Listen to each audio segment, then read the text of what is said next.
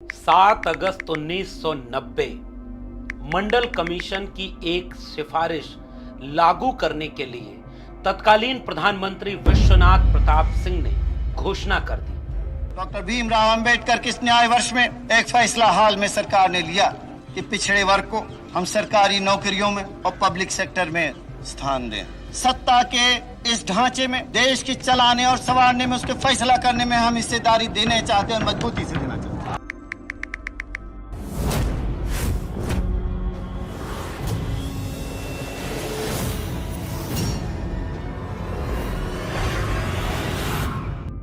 पच्चीस सितंबर 1990 मंडल के विरोध में कमंडल का शिगुफा छोड़ करके रथ यात्रा लेकर लाल कृष्ण आडवाणी निकल पड़े।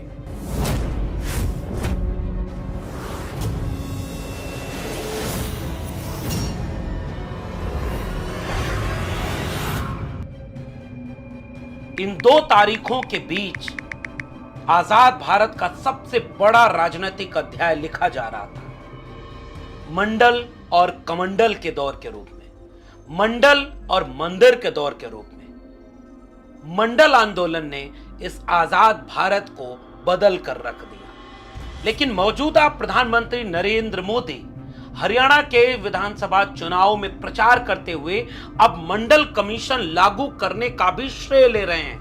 अटल जी की सरकार बनी तब मंडल आयोग की रिपोर्ट लागू हुई। वीपी सिंह की सरकार बनी, अटल जी के जनसंघ ने, भाजपा ने समर्थन किया था। जी हां, वही प्रधानमंत्री नरेंद्र मोदी जो मंडल के विरोध में निकली कमंडल की रथ यात्रा के संयोजकों में से एक थे। क्या है पूरी कहानी मंडल बनाम कमंडल की? कुछ तारीखों के जरिए सिलसिलेवार इसे समझने की कोशिश करते हैं। साल 1989 का वक्त था। अक्टूबर नवंबर में पूरे देश में आम चुनाव जोर शोर से जारी थे। उस वक्त 1984 में प्रचंड बहुमत की सरकार बनाने वाले राजीव गांधी कई तरह के आरोपों में घिर चुके थे और उनके ऊपर सबसे बड़ा आरोप उनके अपने सहयोगी रहे कांग्रेस पार्टी का इमरजेंसी के दौर में भी सहयोग करने वाले नेताओं में से एक विश्वनाथ प्रताप सिंह यानी वीपी सिंह की तरफ से सबसे बड़ी चुनौती मिल रही थी। विश्वनाथ प्रताप सिंह राजीव गांधी और कांग्रेस से दूर होकर के एक लाल किताब लेकर भ्रष्टाचार के आरोप लगाते हुए कांग्रेस के विरोधी और देश के एक बड़े चेहरा बन चुके थे। विश्वनाथ प्रताप सिंह के बारे में इस देश में नारे लगा करने लगे, राजा नहीं फकीर है, देश की तकदीर है। इलाहाबाद और प्रतापगढ़ के बीच राजा मांडा की रियासत से निकले राजा अब एक फकीर के भेष में उस वक्त के भारत के एक क्रांतिकारी नेता बन चुके थे।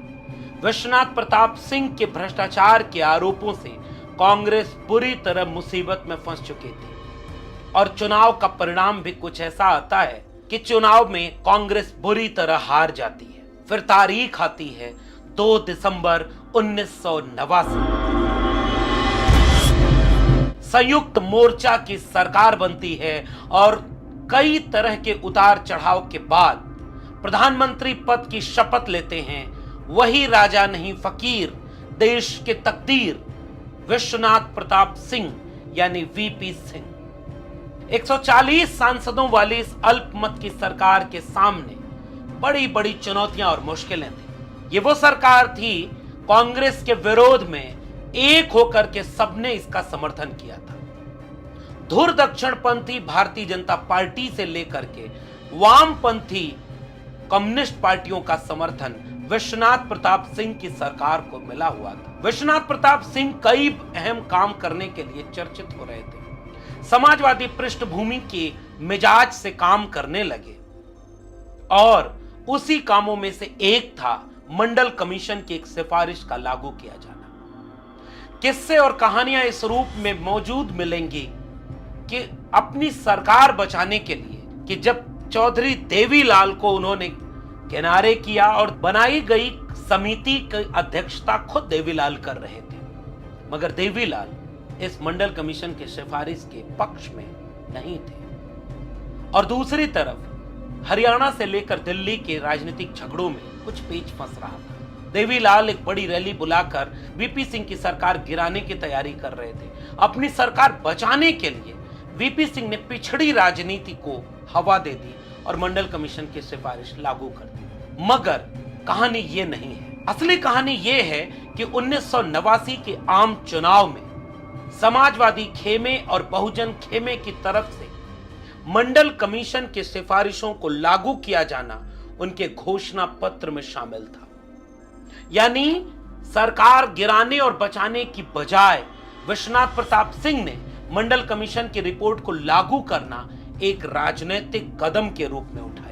1977 में बिहार के पूर्व मुख्यमंत्री और बड़े समाजवादी नेता बिंदेश्वरी प्रसाद मंडल यानी बीपी मंडल के नेतृत्व में बने मंडल कमीशन की रिपोर्ट 1979 में पूरी हुई और 80 में तत्कालीन राष्ट्रपति ज्ञानी जैल सिंह के हाथों सौंप दी गई। मगर 1980 से लेकर के 84 तक और 84 से लेकर 89 तक कांग्रेस की सरकार थी।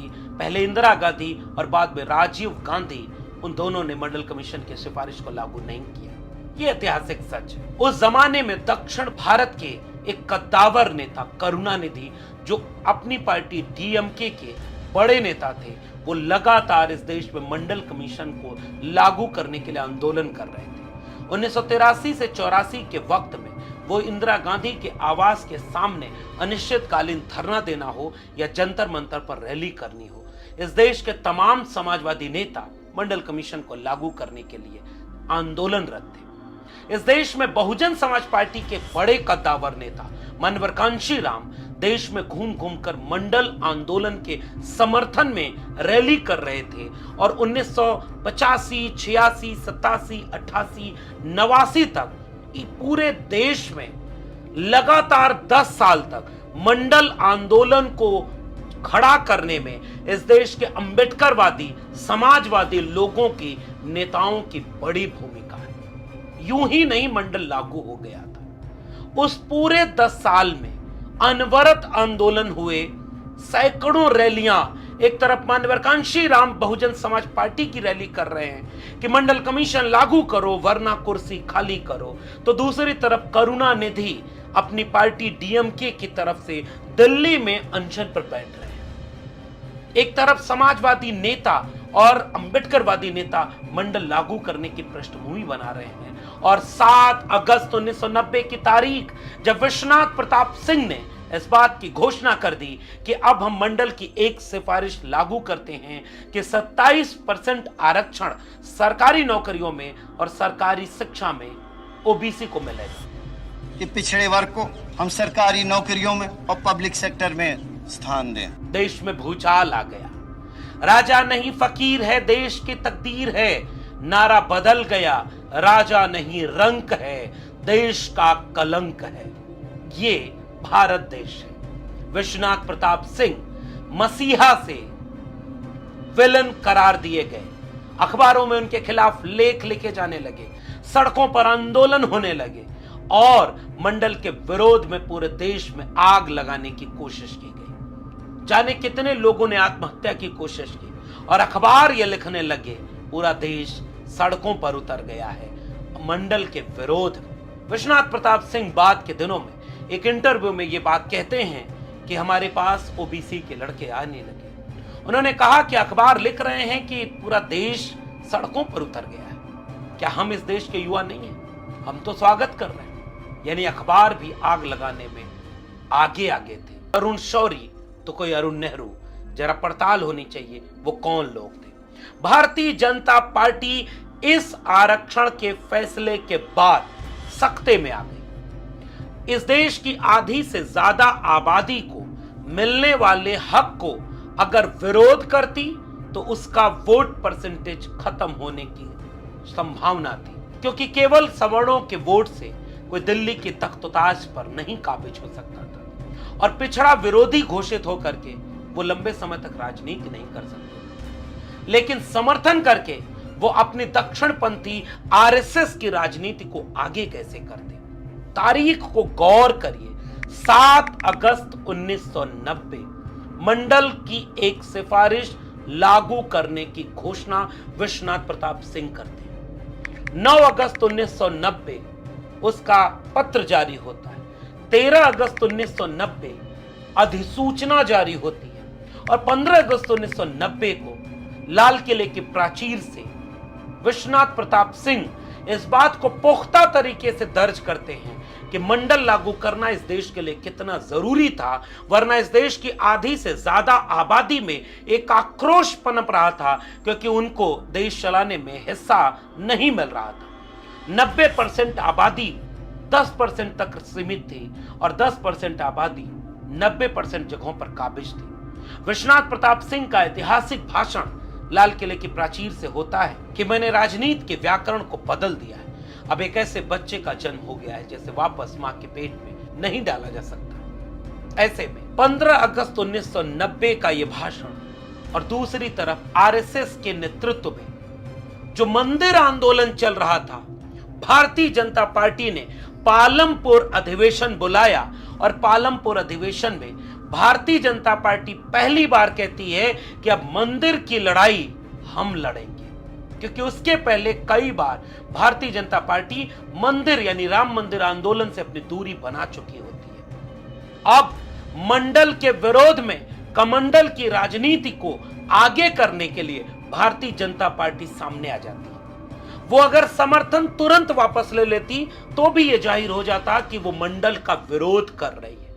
वो विरोध में बोल देती तो राजीव गांधी की तरह एक्सपोज हो जाते, जब राजीव गांधी ने संसद में खड़े होकर के मंडल कमीशन के विरोध में लंबा भाषण दिया, जो आज भी कांग्रेस के लिए मुसीबत बना रहता है। जैसे जवाहरलाल नेहरू का वो पत्र जो उन्होंने मुख्यमंत्रियों को आरक्षण के विरोध में लिखा था। ये ऐतिहासिक गलतियां जितनी कांग्रेस को भारी पड़ी थी, भारतीय जनता पार्टी ने इससे सबक लिया। उसने सीधे मंडल का विरोध करने से परहेज किया, लेकिन उसी समय एक ऐसी रणनीति बनाई कि भारतीय जनता पार्टी ने पालमपुर अधिवेशन के बाद आरएसएस के सामने यह प्रस्ताव रख दिया कि जो अब मंदिर की लड़ाई है वह अब राजनीतिक लड़ाई होगी और भारतीय जनता पार्टी उस राजनीतिक लड़ाई को लड़ेगी। और ठीक एक महीना बाद 25 सितंबर 1990 को अयोध्या के लिए रथ लेकर के सोमनाथ से लाल कृष्ण आडवाणी देश की सड़कों पर उतर पड़ते हैं। जितने लोग मंडल आंदोलन का विरोध करने में, आग लगाने और मारे जाने में शामिल नहीं हुए, उससे ज्यादा नफरत की राजनीति, सांप्रदायिकता का एक नया अध्याय लिखा भारतीय जनता पार्टी ने जब उन्होंने 25 सितंबर 1990 को रथ यात्रा शुरू कर दी। जहां जहां से ये रथ यात्रा गई, दंगे होने लगे, तनाव फैलने लगा और पूरा देश जाति की राजनीति की गोलबंदी के सामने धर्म की राजनीति की गोलबंदी का शिकार हो गया। In the name of God यानी राम के नाम से एक डॉक्यूमेंट्री आनंद पटवर्धन ने बनाई है। अगर न देखा हो आपने तो वो डॉक्यूमेंट्री जरूर देखिएगा और ये देखिएगा कि मंडल आंदोलन जो इसलिए आया था कि इस देश में जिसकी जितनी संख्या है उसकी उतनी भागीदारी हो, हिस्सेदारी हो, उसको उसके हिस्से का हक नौकरी में, शिक्षा में, रोजगार में, जमीन के मालिकाना हक में मिले और यह देश सबका देश बने। इस विचार का विरोध करने के लिए दक्षिणपंथी राजनीति ने रथ यात्रा की शुरुआत कर दी और यही रथ यात्रा, क्योंकि भारतीय जनता पार्टी सीधे मंडल का विरोध करके अपने वोटरों को नाराज नहीं कर सकती थी, क्योंकि धर्म के नाम पर लड़ाने के लिए इन्हीं पिछड़ी और अति पिछड़ी दलित जातियों का इस्तेमाल भी तो करना था। और इससे राजनीति आगे बढ़ी और यही रथ जब बिहार के समस्तीपुर में पहुंचता है, अक्टूबर 1990 और नवंबर 1990 तक यह पूरा देश सांप्रदायिकता के लपट में झुलसने लगा था। और उस समय बिहार में मुख्यमंत्री थे लालू प्रसाद यादव। समस्तीपुर में उन्होंने उस रथ को रोका और उनका एक ऐतिहासिक भाषण गांधी मैदान पटना का है कि जितना एक प्रधानमंत्री की जान का कीमत है, उतना ही एक आम आदमी के जान का कीमत है। अगर इंसान ही नहीं रहेगा तो मंदिर में घंटे कौन बजाएगा? अगर इंसान ही नहीं रहेगा तो मस्जिद में इबादत देने कौन जाएगा? मैं इस मंच के माध्यम से पुनः श्री आडवाणी जी से अपील करना चाहता हूं, अपनी यात्रा को स्थगित कर दें, स्थगित करके वो दिल्ली वापस चले जाएं। देश हित में अगर इंसान ही नहीं रहेगा, इंसान नहीं रहेगा तो मंदिर में घंटी कौन बजाएगा या कौन बजाएगा? जब इंसानियत पर खतरा हो, इंसान नहीं रहेगा तो मस्जिद में इबादत कौन देने जाएगा? 24 घंटा मैं निगाह रखा हूं। हमने अपने शासन के अपने तरफ से पूरा उनकी सुरक्षा का भी व्यवस्था किया, लेकिन दूसरे तरफ हमारे सामने सवाल है, अगर एक नेता और एक प्रधानमंत्री का जितना जान का कीमत है उतना आम इंसान का जान का भी कीमत है। हम अपने राज्य में मतलब दंगा फसाद को फैलने नहीं देंगे। जहां फैलाने का नाम लिया और जहां बवेला खड़ा करने का नाम लिया तो फिर हमारे साथ चाहे राज रहे या राज चला जाए, हम इस पर कोई समझौता करने वाले नहीं हैं। जैसे ही वो रथ यात्रा बिहार के समस्तीपुर में रोकी जाती है, वैसे ही भारतीय जनता पार्टी केंद्र की सरकार से अपना समर्थन वापस ले लेती है। Dear prime minister Narendra Modi ji, आप टेलीप्रॉम्प्टर न होने पर जितना लड़खड़ा जाते हैं, उससे ज्यादा चिंता की बात यह है कि आप असली इतिहास भी नहीं जानते कि आरक्षण विरोधी, मंडल विरोधी कौन रहा है। फिर से देखिए इस अखबार की हेडलाइन, आडवाणी गिरफ्तार और समर्थन वापस। इस पर जोर दीजिए, क्यों निकली रथ यात्रा 7 अगस्त 1990 और 25 सितंबर 1990? उसके पहले भारतीय जनता पार्टी मंदिर आंदोलन से दूरी बनाए हुई थी। पालमपुर अधिवेशन में भारतीय जनता पार्टी मंदिर आंदोलन को राजनीतिक मुद्दा मानती है।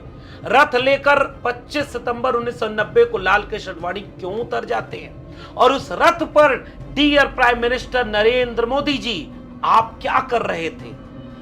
क्योंकि आप तब ओबीसी नहीं थे। डियर प्राइम मिनिस्टर, याद है ना आपको, आपने गुजरात के मुख्यमंत्री रहते हुए अपनी जाति को ओबीसी में शामिल कराया। उस समय आप हिंदुत्व के सबसे बड़े चेहरे बन चुके लाल कृष्ण आडवाणी के सिपह सालार बने थे। तब आपको मंडल की याद क्यों नहीं आई? उस रथ को आप लेकर निकले जो मंडल के विरोध में निकला था, कमंडल लेकर। कितना इतिहास को छिपाकर, दबाकर, बरगलाकर बदल पाएंगे क्या? इस खेल को समझा जाए। लालू प्रसाद यादव आज तक इसकी सजा भुगत रहे हैं कि उन्होंने हिंदुत्व के रथ को समस्तीपुर में क्यों रोका। और ठीक वही वक्त है जब उत्तर प्रदेश के मुख्यमंत्री हैं मरहूम नेताजी मुलायम सिंह यादव। कार सेवा के नाम पर अब तो रिपोर्ट आई और सुप्रीम कोर्ट का जजमेंट कहता है कि वह भावना के आधार पर फैसला सुनाता है, और फैसला सुनाने के बाद सुप्रीम कोर्ट के जज राज्यसभा के मेंबर बन जाते हैं भारतीय जनता पार्टी के सहयोग से। कितना निष्पक्ष और तटस्थ है डियर प्राइम मिनिस्टर ये इतिहास। जब कार सेवक हमला करने जा रहे हैं, कानून व्यवस्था को अपने हाथ में ले रहे हैं, तो एक चुने हुए मुख्यमंत्री को क्या करना चाहिए? वही जो मरहूम नेताजी मुलायम सिंह यादव ने किया था, और वही काम मुख्यमंत्री को करना चाहिए जो लालू प्रसाद यादव ने किया था। और उसके बाद आपकी सरकार समर्थन वापस लेती है। क्यों वापस लिया था भारतीय जनता पार्टी ने विश्वनाथ प्रताप सिंह की सरकार से समर्थन वापस?